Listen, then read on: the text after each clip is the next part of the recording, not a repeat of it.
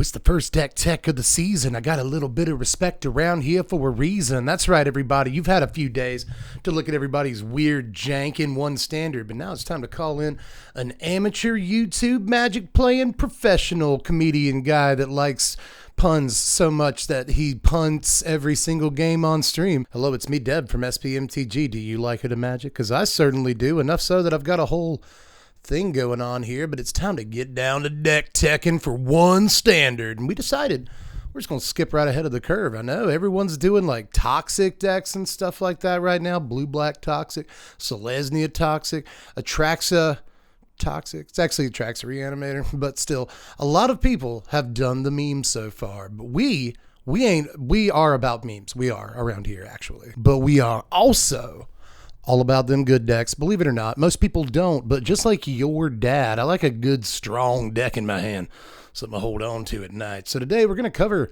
maybe the deck that got more new cards than like any other deck, and a lot of them really strong cards. So let's take a look, ladies and gentlemen, at Golgari Stomps. And I'm your favorite Magic channel. Best believe that the professor go bananas for my deck tech. Hello again. Remember to like and subscribe. I'm supposed to say that, but I'm back.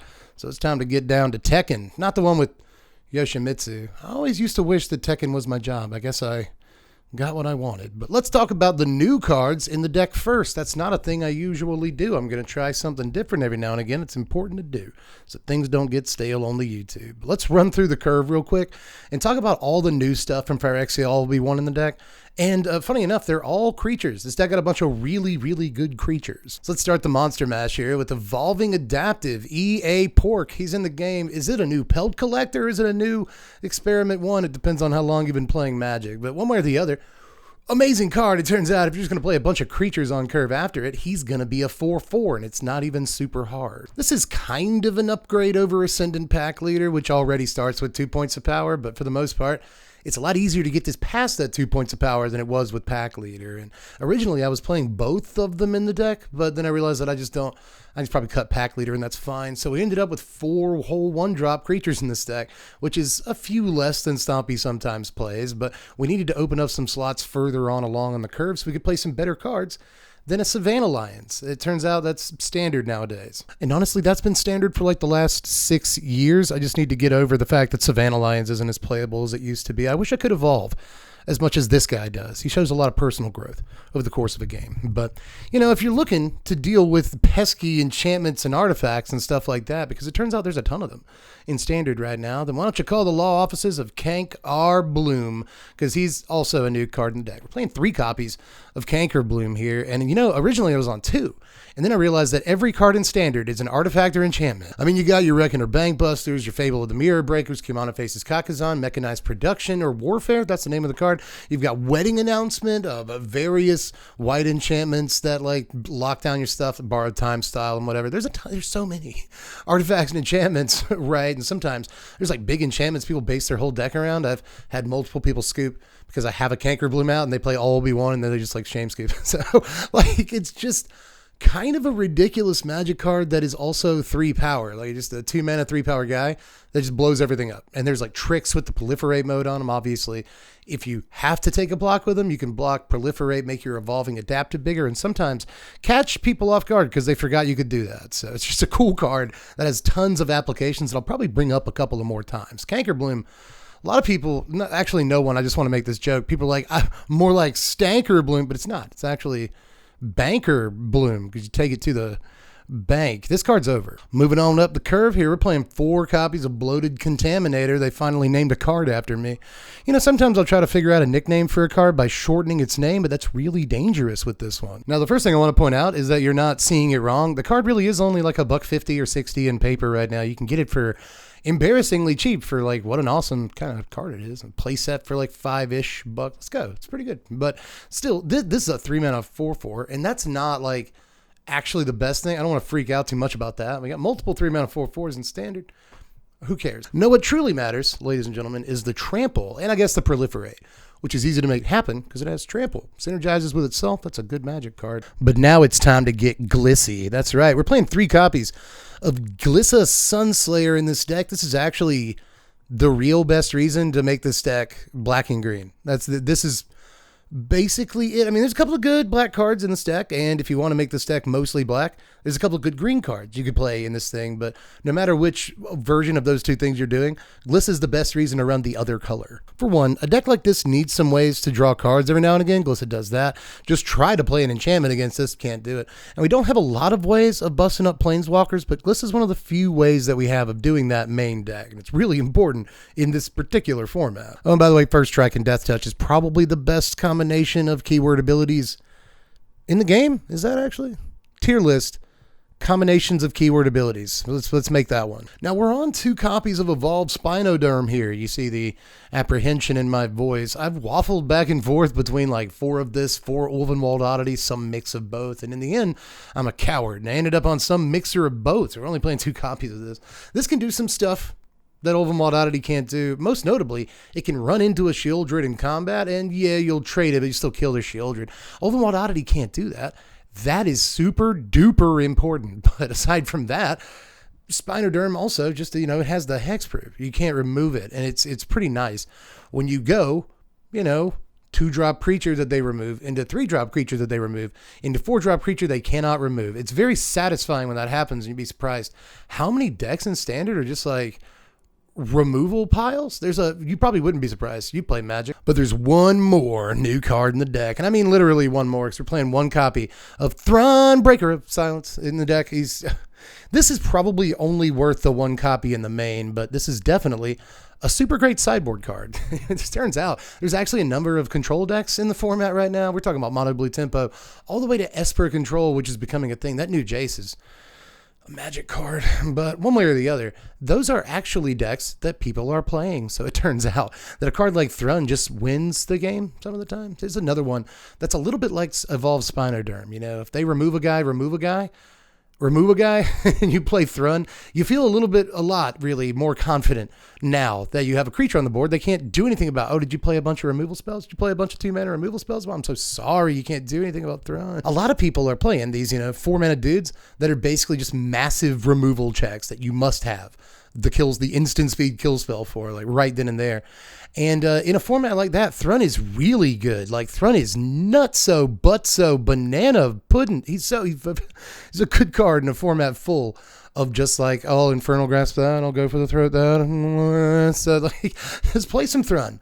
Play some Thrun. I wasn't sure he was main deckable, and again, I wouldn't push it past 1 copy, but this 1 copy has won us a bunch of games. But now it's time, everybody. Are you ready? I know you've been waiting for it the whole video. It's time to look at not new cards. That's what we're calling this section. It's super exciting, but keep calm and carry on. Beastcaller. We're playing 4 copies of this card. Finally, a deck to get excited about this thing for. I mean, people have played it in like green-white decks with Galagreeters and other green Stompy decks in the past, and it's been a fun card, but it's never quite found its niche. Now, this deck has 30 different creatures that we can cast in it, and that is a lot. It's kind of a lot for a lot of Magic decks, but in a deck that has Evolving Adaptive and Carry-On Beastcaller, you need that many creatures at the very least. We could probably play more if you wanted to, but in any case, going Adaptive into Carry-On Beastcaller means that we're going to have some stats soon. However, it also kind of feels like I have never once put the counters from Carry-On Beastcaller on anything else. I feel like if I play Carry-On Beastcaller on turn 2,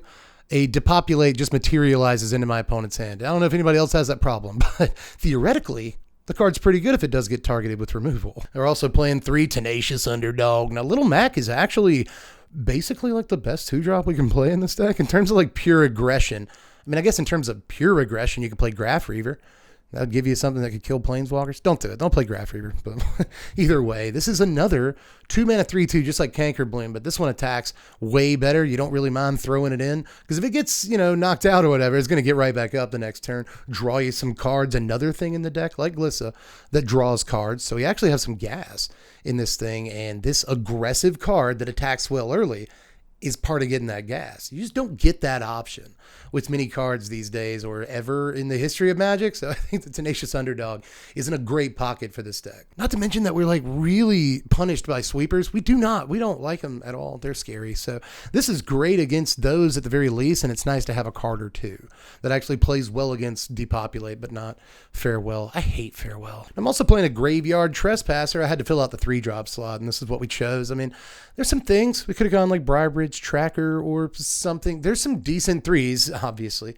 I named them all. Phyrexian Flesh Gorger, but that's too much black mana for this deck because there's not a whole lot of black mana in the deck. But either, we could go on about this forever, but I needed a good 3-drop, and I felt like this one at least had extra purpose to it. It might not have the biggest stats in the world. You know, if I wanted just stats, would have played Tracker, which also draws. You could play Tracker in this slot if you wanted to. But I went with Graveyard Trespasser because there's so much messing around in graveyards right now for various things that it's nice to be at least somewhat equipped for when that happens. And then I played 2 Wolven Oddity. I already talked about that. Really nice to have a haste guy. This is something else that's at least sort of good against sweepers. You know, if they sweep you, just throw down the Oddity and keep on attacking like nothing happened, which can be really important. Mess up their combat mass some of the time. So I really liked my time together with Wolven Oddity. Sometimes the game goes long, you can transform it, whatever. So I like this card. I didn't want to just completely come down on it and play nothing but Spinoderm because, like, it's the new card. More people are going to want to see the new card and stuff. And I didn't succumb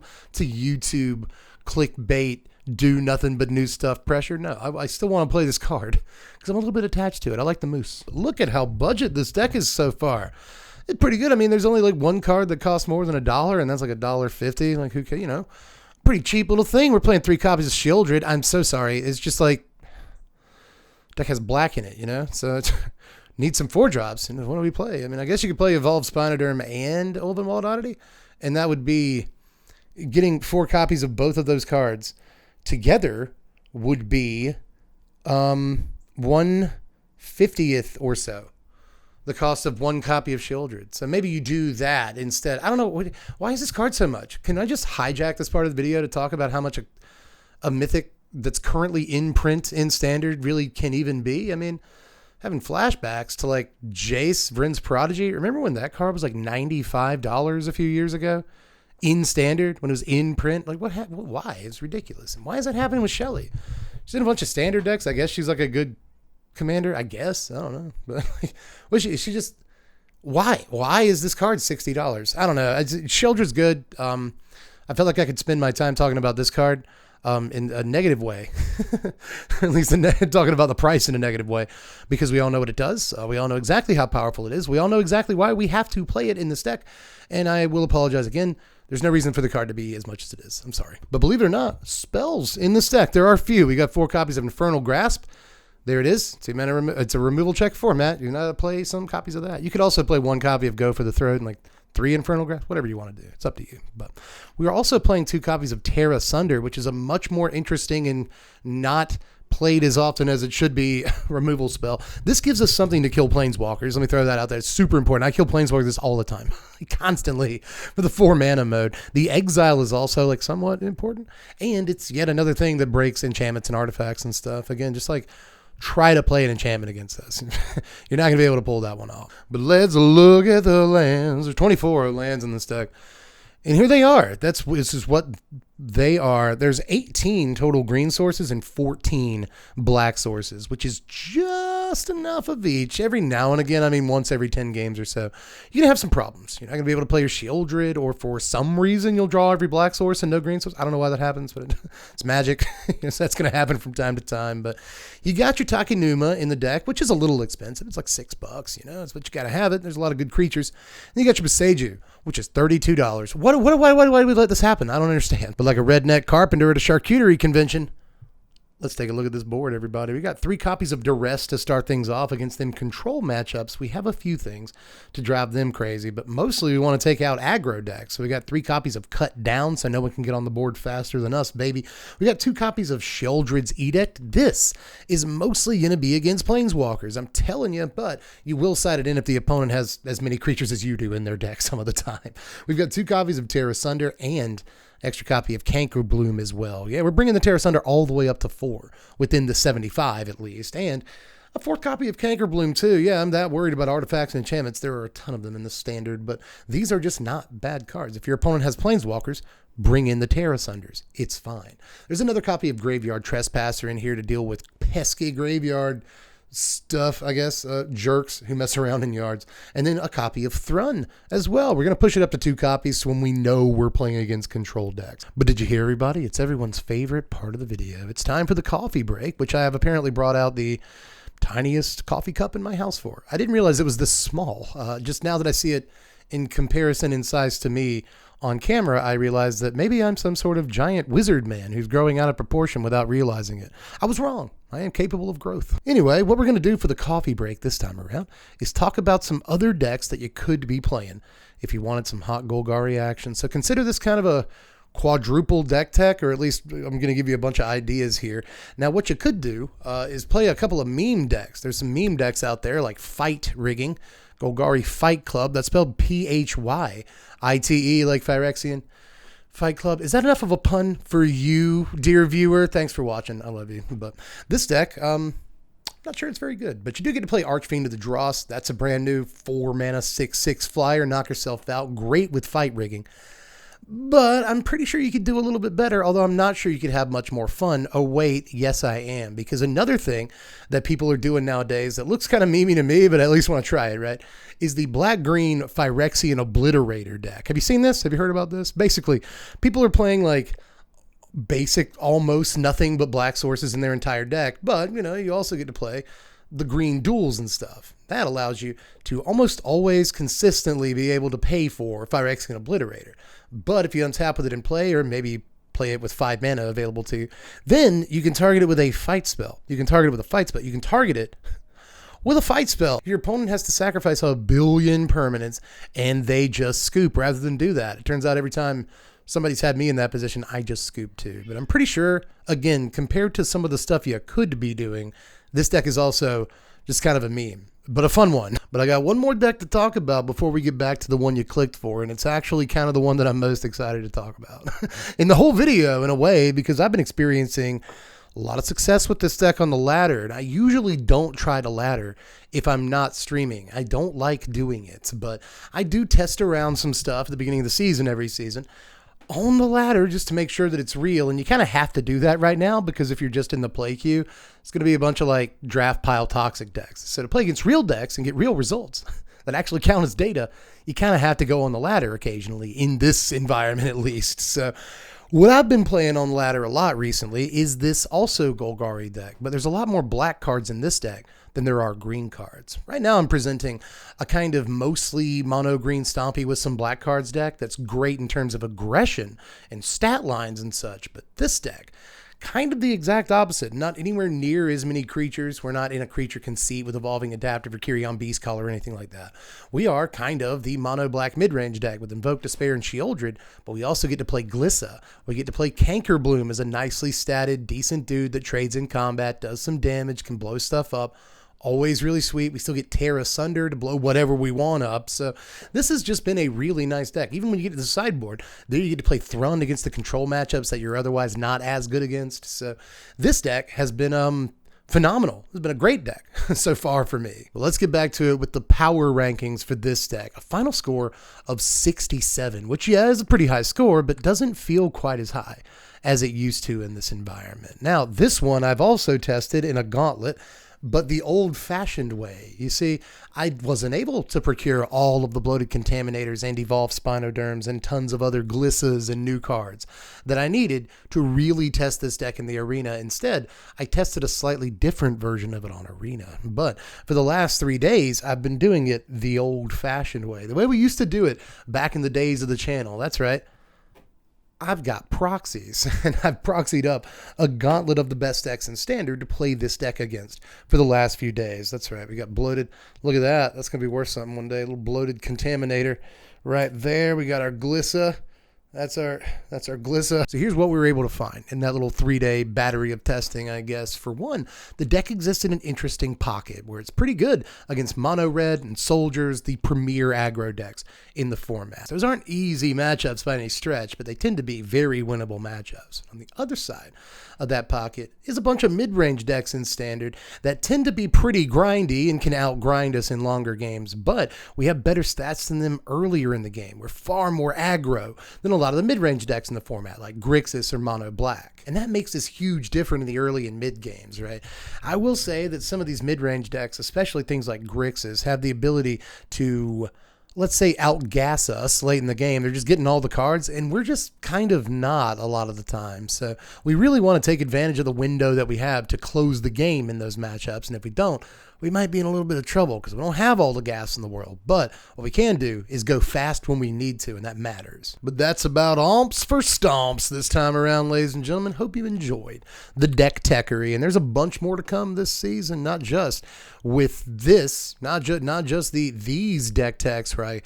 Write things and actually plan bits out, but also I think I'm going to start putting deck techs in front of Dank Janks a little bit more often, so get ready for that. If you want to, you can watch me play some Magic on twitch.tv/SBMTG, see how it rhymes. But aside from that, you can also support this content on patreon.com/SBMTG, link in the description for that. If you didn't want to see Golgari Stompy, you should be a patron. We vote on what decks we want to see around here on Patreon, and honestly, it's pretty easy to affect the votes. Like, even one person could have swung this one and we'd have done Selesnya Toxic instead. So get in there. I'd help. But anyway, I am actually donezo for this one. So I keep telling you I'm going to leave and then I don't. So sorry to hijack all your time. I care about you. I promise. I'm going to let you go. But anyway, I am Dev, everybody, from the place. And I hope you liked Golgari Stomps. Hope you get a chance to play it. And if you do, let me know how you did down there. Don't go 0-5. Don't win. But anyway, I guess that's it, y'all. So I'm Dev from the place.